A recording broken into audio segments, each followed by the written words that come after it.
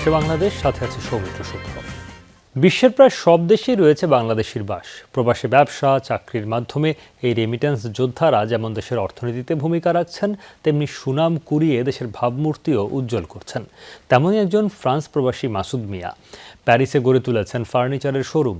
মানসম্মত ও বাহারি ফার্নিচারের জন্য তার বিডি ফার্নিচারের জনপ্রিয়তা ক্রমেই বাড়ছে। ফ্রান্স থেকে আবু তাহিরের প্রতিবেদনে বিস্তারিত। ঘরের সৌন্দর্যে ফার্নিচারের গুরুত্ব অনেক।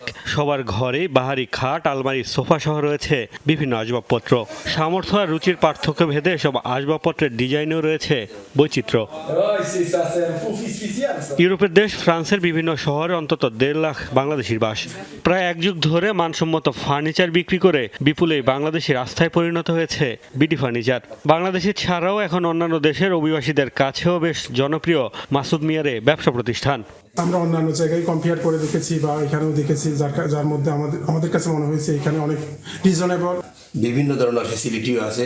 এই বিডি ফার্নিচারের যে মালগুলো অত্যন্ত সুইটেবল এবং ভালো মানের মাল। मेरा जो एक्सपीरियंस रहा है बीडी फर्नीचर के साथ बहुत ज़बरदस्त और बहुत अच्छा रहा है। इनकी quality, special quality and price and service, I am really happy.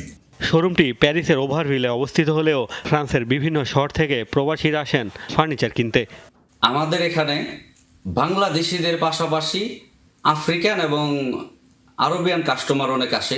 বর্তমানে তুরস্ক, ইতালি থেকে ফার্নিচার আমদানি করে বিক্রি করলেও অদূর ভবিষ্যতে বাংলাদেশ থেকে কাঠ নিয়ে নিজ প্রতিষ্ঠানেই ফার্নিচার তৈরির আশা মাসুদ মিয়ার।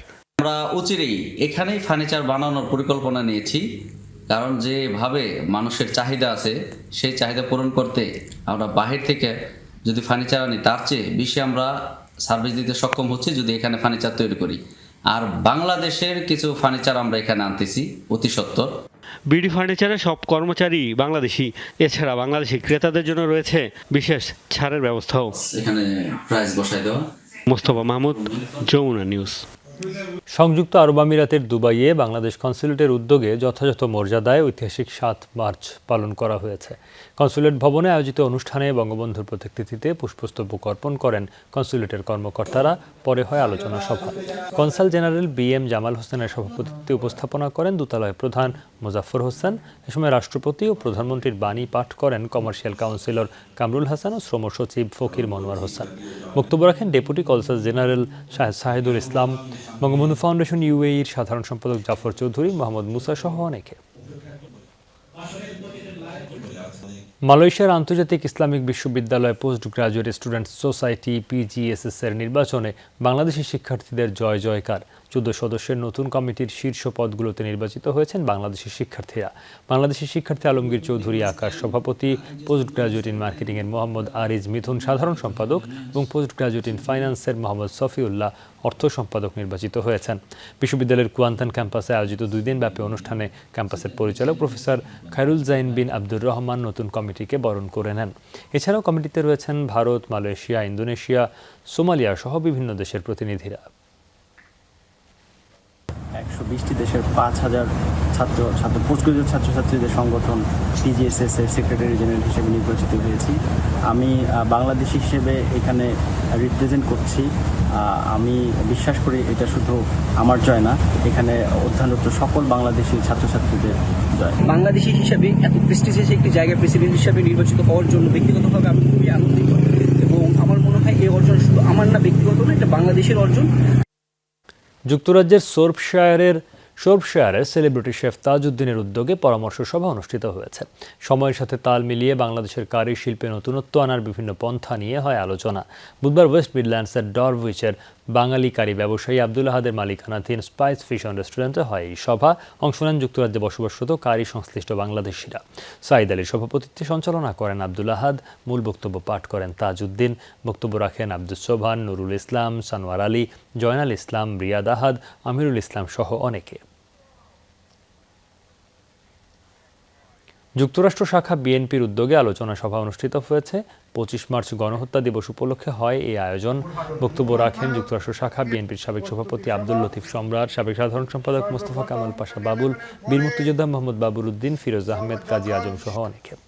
এ সময় বক্তারা যুক্তরাষ্ট্র শাখা বিএনপির নতুন কমিটির দাবি জানান।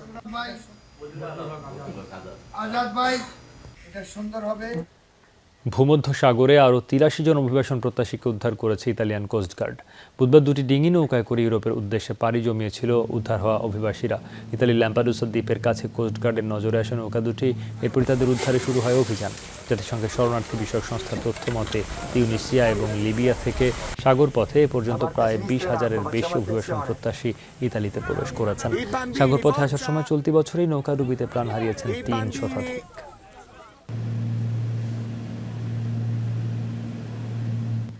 স্থলসীমান্তে আশঙ্কাজনক হারে বেড়েছে স্বর্ণ চোরাচালান। চোরাকারবারিদের নিত্য নতুন কৌশলে রীতিমতো হিমশিম খাচ্ছেন সীমান্তরক্ষী বাহিনীর সদস্যরা। চোরাচালান ঠেকাতে তাই আরও বাড়ানো হবে আধুনিক প্রযুক্তির ব্যবহার, জানিয়েছেন বিজিবি কর্মকর্তারা। এদিকে দেশে আসা যাত্রীদের তল্লাশিকে কেন্দ্র করে হয়রানি ঠেকাতে সমন্বিত ব্যবস্থার কোনো বিকল্প নেই বলে মনে করেন বিজিবি মহাপরিচালক ও ব্যবসায়ীরা। রিয়াজ রায়হানের রিপোর্ট। স্থলবন্দর দিয়ে দেশে ফেরা যাত্রীদের কয়েক ধাপে তল্লাশির পর সব আনুষ্ঠানিকতা শেষ হয় টার্মিনালের ভেতরেই। কিন্তু লাগেজ নিয়ে টার্মিনালের 2 কদম সামনে গেলেই আবারও পড়তে হয় তল্লাশির মুখে। এবার নতুন করে সব ব্যাগ খুলে জেরার মুখে যাত্রীরা। এরপর আরও একটু সামনে যেতেই আবারও বিজিবির তল্লাশি।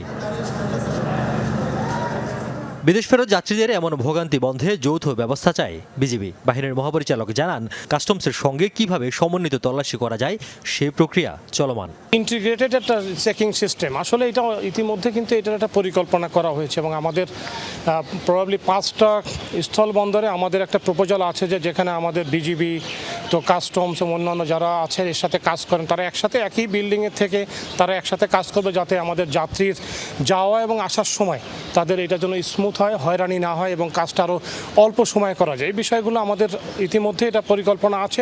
স্থলবন্দরের কার্যক্রমে গতিশীলতা আনতে প্রযুক্তি সহ দক্ষ জনবলের উপর জোর দিয়েছেন ব্যবসায়ীরা। বলছেন, যাত্রী হয়রানি ও ভোগান্তি বন্ধে কার্যকর ব্যবস্থা জরুরি। এখানে আরও বেশি বেশি করে ডিজিটালাইজ করতে হবে, এর কোনো বিকল্প নাই। এতে নিরাপত্তা নিশ্চিত হবে।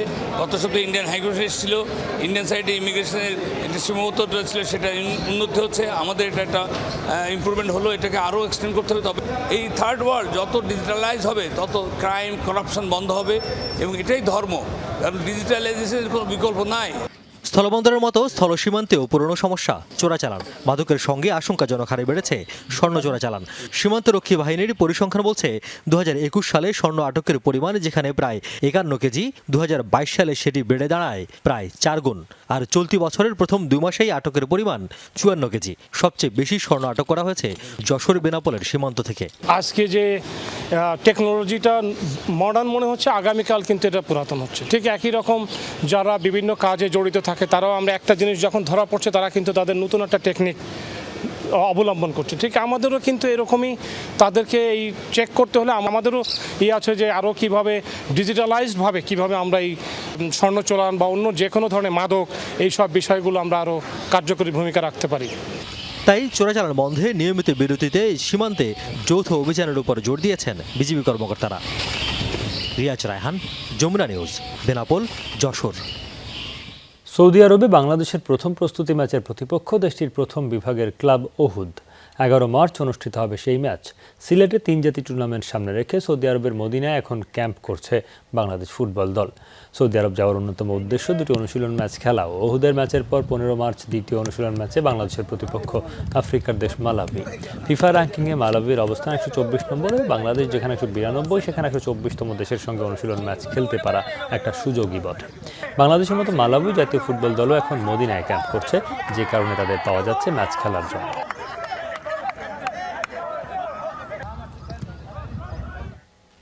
তীব্র তাপদাহে ভোগান্তিতে ভারতের কেরালা রাজ্য। রাজ্যটির বেশ কিছু এলাকায় 54 ডিগ্রি সেলসিয়াস পর্যন্ত তাপমাত্রা রেকর্ড করা হয়েছে। রাজ্যের দুর্যোগ ব্যবস্থাপনা বিভাগের তথ্য অনুসারে রাজধানী থিরুভান্তাপুরামের কিছু কিছু অংশে অনুভূত হয়েছে 54 ডিগ্রি সেলসিয়াসের বেশি তাপমাত্রা। সেই তালিকায় ছিল আরও 7টি জেলা। গেল কয়েকদিন ধরেই রাজ্যটিতে 45 থেকে 54 ডিগ্রি তাপমাত্রা ওঠানামা করছে। অসহনীয় গরমে হিট স্ট্রোক, জ্বর, ডায়রিয়া এবং পানি শূন্যতায় আক্রান্ত হচ্ছে মানুষ। জরুরি প্রয়োজন ছাড়া বাইরে না যাওয়ার পরামর্শ দিচ্ছেন চিকিৎসকরা। বিদ্যুতের চাহিদা বেড়ে যাওয়ায় শুরু হয়েছে লোডশেডিং, দেখা দিয়েছে পানির তীব্র সংকট। সবচেয়ে বেশি দুর্ভোগে খেটে খাওয়া ও ছিন্নমূল মানুষ। মালয়েশিয়ায় গ্রেফতার সাবেক প্রধানমন্ত্রী মহিউদ্দিন ইয়াসিনের বিরুদ্ধে অর্থ পাচার, ক্ষমতার অপব্যবহার সহ 6টি অভিযোগ দায়ের করা হয়েছে। শুক্রবার রাজধানী কুয়ালালামপুরের একটি আদালতে হাজিরা দেন তিনি। সাধারণ নির্বাচনে ক্ষমতাসীনদের শক্তিশালী প্রতিদ্বন্দ্বী হিসেবে লড়াইয়ের মাত্র 3 মাসের মাথায় গ্রেফতার হলেন এই নেতা। সে আদালতে উপস্থিত ছিলেন দলের সিনিয়র নেতাকর্মীরাও। তাদের দাবি, রাজনৈতিকভাবে মহিউদ্দিনকে দুর্বল করতেই এই অপচেষ্টা চালাচ্ছে ক্ষমতাসীনরা। বৃহস্পতিবার সরকারি প্রকল্প থেকে আর্থিক সুবিধা গ্রহণের দায়ে মহিউদ্দিনকে জিজ্ঞাসাবাদ শেষে গ্রেফতার করে দেশটির দুর্নীতি বিরোধী সংস্থা। অভিযোগ প্রমাণিত হলে সর্বোচ্চ 20 বছরের কারাদণ্ড হতে পারে এই নেতার।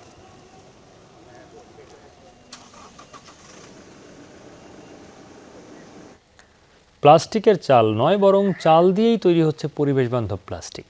অভিনব এই উদ্যোগ জাপানের একটি প্রতিষ্ঠানের। মূলত 2011 সালের পরমাণু বিদ্যুৎ কেন্দ্রে ভয়াবহ বিস্ফোরণের পর আবারও ফুকুশিমায় কৃষিকাজ শুরু হয়েছে। তবে ক্ষতিকর হওয়ার এই আতঙ্কে এই অঞ্চলের চাল খাওয়ায় আগ্রহ নেই মানুষের, আর তাই চালের বিকল্প এই ব্যবহার। বিস্তীর্ণ ক্ষেত জুড়ে চলছে ধান চাষের প্রস্তুতি। তবে অবাক করা তথ্য হচ্ছে, এই ক্ষেত উৎপাদিত ধান থেকে পাওয়া চাল খাওয়ার জন্য নয়, বরং ব্যবহার করা হবে প্লাস্টিক তৈরিতে। 2011 সালের মার্চে পরমাণু বিদ্যুৎ কেন্দ্রে নজিরবিহীন বিস্ফোরণে কেঁপে ওঠে ফুকুশিমা। গোটা অঞ্চলে ছড়িয়ে পড়ে ভয়াবহ মাত্রার তেজস্ক্রিয় বিকিরণ। এরপরই জনশূন্য হয়ে পড়ে শহরের পর শহর।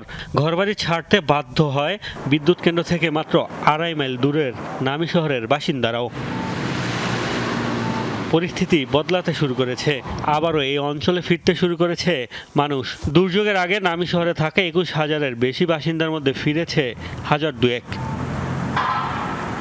85 বছর বয়সী কৃষক জিনিচি আবের হাত ধরে প্রায় 1 যুগ পর নামির জমিতে শুরু হয়েছে কৃষিকাজ। তবে স্বাস্থ্যের জন্য ক্ষতিকর এমন আতঙ্কে এই অঞ্চলে চাল খাচ্ছেন না সাধারণ মানুষ। আর তাই বায়োমাস রেসিন নামে টোকিও ভিত্তিক একটি প্রতিষ্ঠান এই চাল দিয়ে লো কার্বন প্লাস্টিক তৈরির উদ্যোগ নিয়েছে।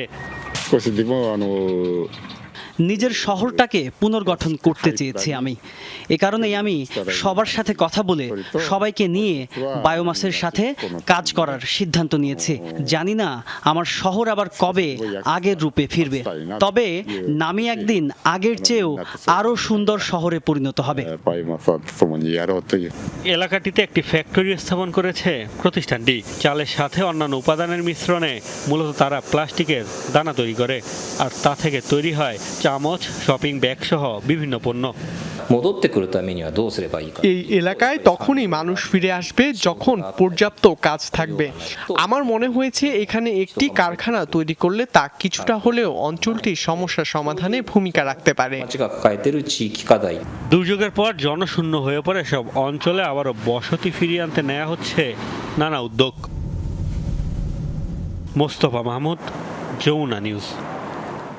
এই ছিল প্রবাসী বাংলাদেশের সাথে থাকার জন্য ধন্যবাদ।